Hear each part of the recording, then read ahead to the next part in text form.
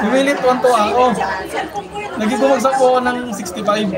Di ba yung kumakain ka ng kumakain? Kumain ako ng bumagsak na ako ng 65, hindi ko napapansin. Akala ko nagda-diet na talaga ako nun. Nagpa-check up po ako kasi ngayon, kain ako lang kain.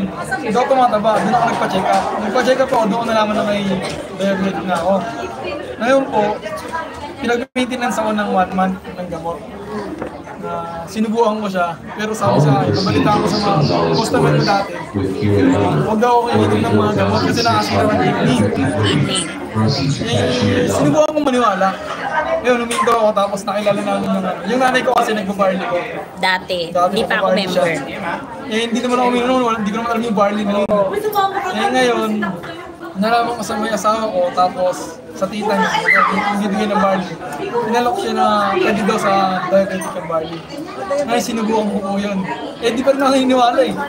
Sinubukan ko siya mga 1 month. Umiinom na siya, di pa siya naniniwala. Siguro mga 2 weeks na po. Una, bago po ako nag-uwi ng barley, ang diabetic, nagpa-check ako ng sa nurse namin. 386 yung sugar ko. 386? Oh, yung sugar. Sabi nga po sa akin ng kasama ko po sa trabaho, maintenance namin ng store. Ba't daw hindi lumalabo mata ko? Sabi ko, lumalabo siya pero yung 1 second, mga gano'n. Dati, di ba dati nung hindi ka uminom ng barley, nalalaman mo na tumataas sugar mo.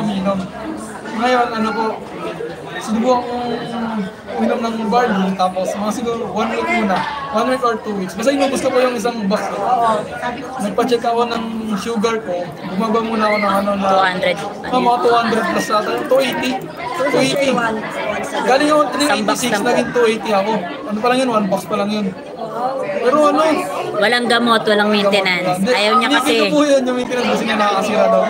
Ngayon po, after 1 month, nalaman ko na parang bumaba ko, nagdoble po ako. Sa una, sinubukan ko po, 1 week po, sinubukan ko po yung umaga. Umaga, dalawa talaga sa umaga. Yung ngayon, sinubukan ko na, okay siya, yung dalawang beses sa umaga.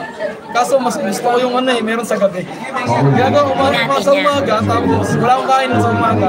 Yung sa gabi ko, yung kain ko muna hanggang 5 or 6, iinom ako 10 na. Barley. Bago na matulog. Ayun po, yung pa-check ako ng sugar nun, mga 1 month na yun eh. Tapos, naging 106 yung Ngayon po, nalaman ko po ngayon na bumaba yung sugar ko. Nagano na lang ako kasi syempre, yung barley natin medyo... Dalawa. Pricey. Oo, isa na lang ginagawa niya. Pricey Pero syempre para sa akin kasi, kaysa mag-maintenance ka. Ayun, ginawa ko, isa na lang sa umaga. Kaya ngayon, maintain ko pa rin na everyday meron akong isang barley. Okay naman, goods pa rin ako. Hindi na lumala ko yung mata ko. Kasi talaga lumala po 2 seconds. Bigla na nagkagano. Pinibigyan siya ni Cetirizine. Barley. Ganun din ako, sobrang labo talaga Talagang, nagmumotor pa po ako. Ayoko maniwala aso na nangyayari sa akin. Hello, Miss. Kumusta ka na? Ayun po. Kayo din makapagsabi ko kung maraming naman. Dati Miss, gumigising pa ako madaling araw para lang timplahan siya kasi ayaw niya uminom. Oo. Alam niyo ko dati pag uminom ako laki. Ako din. Pero laking na agad. Ako naman hindi ako umiinom. Opo. Bakit ang lasa kaso kailangan. Ayun lang. May sumasang matcha lang. Sanay na ako, hindi ko na kainipin. Tignan niyo po, yung timbang ko ngayon, 81 na ako.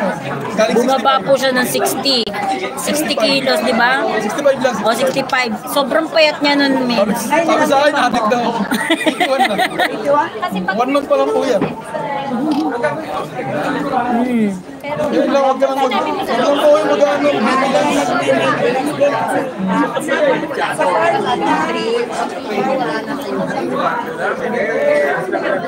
Tayo sa office. Alam niyo po yung iniinom kong gamot? Ay, gamot na tubig. Kailan po ba ang standard natin iniinom sa isang araw? 8 glass. Ngayon yung ano po ngayon, 8 liters ako. 8 liters. Isang araw. Masama pala yun. Oo, sobrang yun. Kaya nangyari po. Masama din sobrang tubig. May nagpa-check up po ako, sobrang puti. Ayaw nga, tagal mo. Yun nga lang. Sa season na ulit tayo magkikita. Wag basta barley. Dapat, I am amazing pure organic barley.